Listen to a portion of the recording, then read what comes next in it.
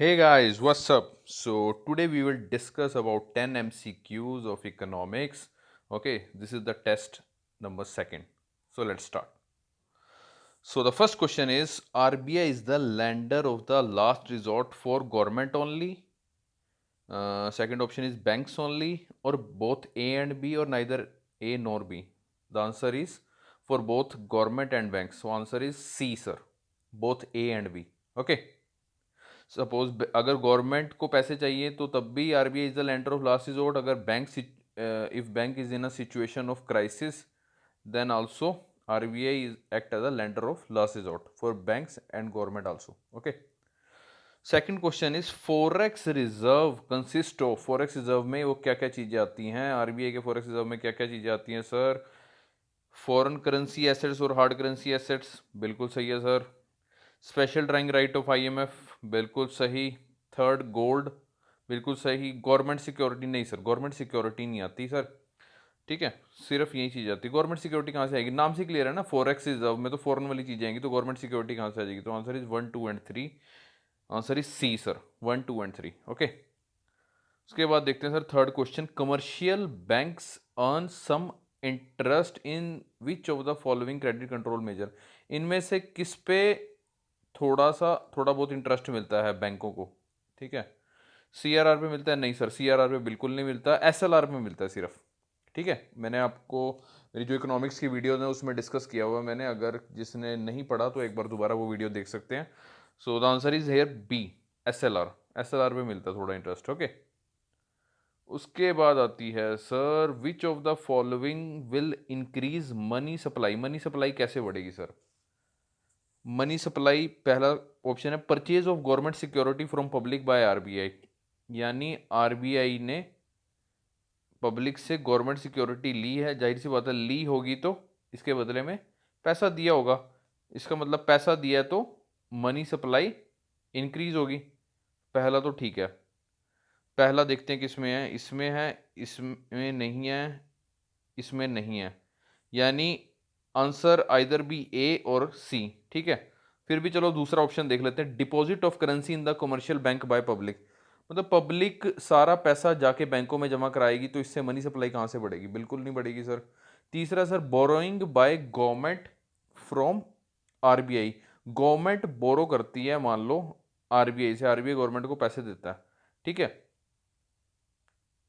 तो RBI government को अगर पैसे देगा तो सपोज गवर्नमेंट वो पैसा डेवलपमेंट में लगा रही है. ठीक है.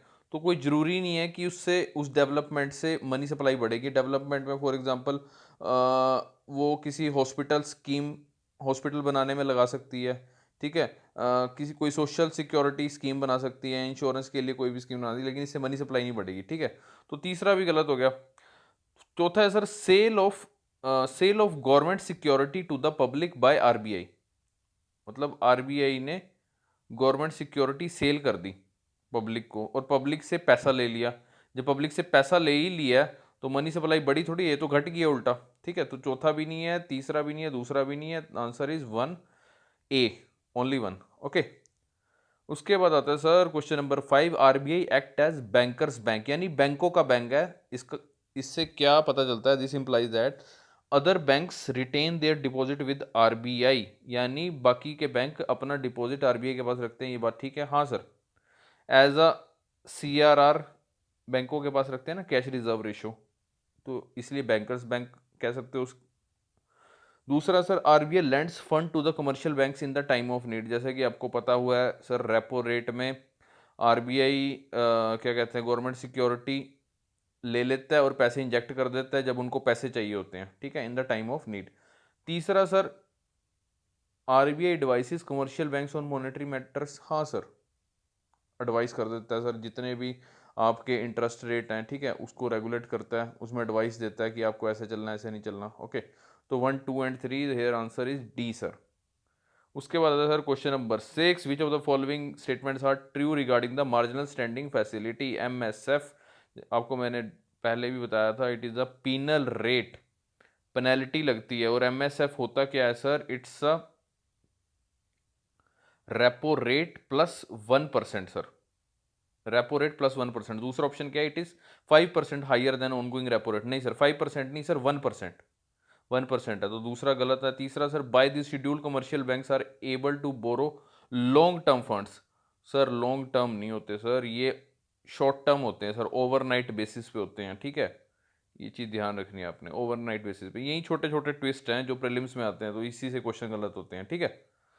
तो आंसर सर ना 2 है ना 3 है, आंसर सिर्फ 1 है, ए। ओके। उसके बाद आता है sir, to fight with deflation. मंदी चल रही है सर, उसमें आरबीआई डिक्रीज क्या करेगा, कम क्या करेगा। आरबीआई सर सीआरआर डिक्रीज करेगा, बिल्कुल सही जवाब। बैंक रेट डिक्रीज करेगा, सही जवाब। एसएलआर सही करे डिक्रीज करेगा। और चौथा, रेपो रेट भी डिक्रीज करेगा। तो answer is all of the above. आपको एक्सप्लेन कर देता हूँ। सीआरआर सर डिक्रीज करेगा जब आरबीआई, सीआरआर डिक्रीज करने का मतलब क्या है, banks have more money to lend. Bank के पास ज़्यादा पैसा है लोन देने के लिए, बैंक के पास ज़्यादा पैसा है। जब बैंक के पास पैसा है तो बैंक पैसा देगा लोगों को, ठीक है। लोगों को पैसा देगा तो लोग खर्चेंगे, तो जिससे डिफ्लेशन की स्थिति सही होगी, ठीक है सर। उसके बाद sir question number 8, in the context of Indian economy open market operation क्या होते हैं सर।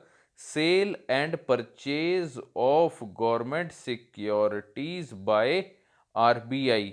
लेकिन यहां पे इस क्वेश्चन में ट्विस्ट क्या है सर, इस क्वेश्चन में ऑप्शन देख लेते हैं। Borrowing by schedule commercial bank, ये तो नहीं है सर। दूसरा सर परमानेंट, सर ये वर्ड जुड़ गया ना, permanent sale and purchase of government security by RBI.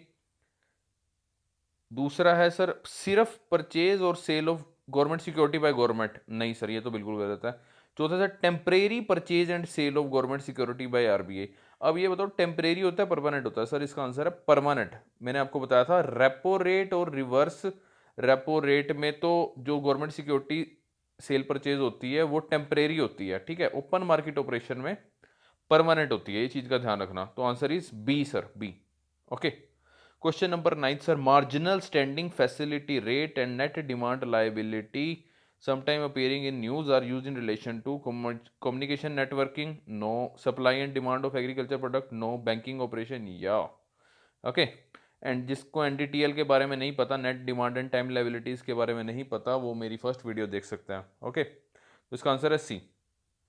उसके बाद है sir last question, when the RBI reduces SLR by 50 basis point, यानी एसएलआर हो गया हमारा कम, ये कह रहा है। Which of the following is likely to happen.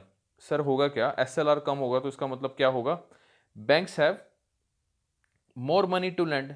Bank जब पैसे देगा, ठीक है, बैंक के पास अभी पैसा ज़्यादा है, तो बैंक क्या करेगा, बैंक लोगों को लोन देगा। बैंक लोगों को लोन देगा, उसके लिए वो ब्याज भी कम रखेगा, क्योंकि बैंक के पास पैसा अभी क्या है, ज़्यादा है, क्योंकि उसको एसएलआर में ज़्यादा नहीं रखना पड़ रहा, ठीक है। तो which of the following likely to happen, the first option is India's GDP growth rate increase drastically, no sir, not necessarily. Second is foreign institutional investor may bring more capital into our country, no sir, no, इसका लेना देना नहीं है। तीसरा सर, scheduled commercial bank may cut their lending rates, may cut their lending, yes sir, they may cut their lending rate, ठीक है। It may drastically reduce the liquidity, reduce तो हो ही नहीं सकती सर, लिक्विडिटी बढ़ेगी, ठीक है। तो चौथा भी गलत है, the answer here is C. So thank you for watching. Please review, share and subscribe. Thank you so much.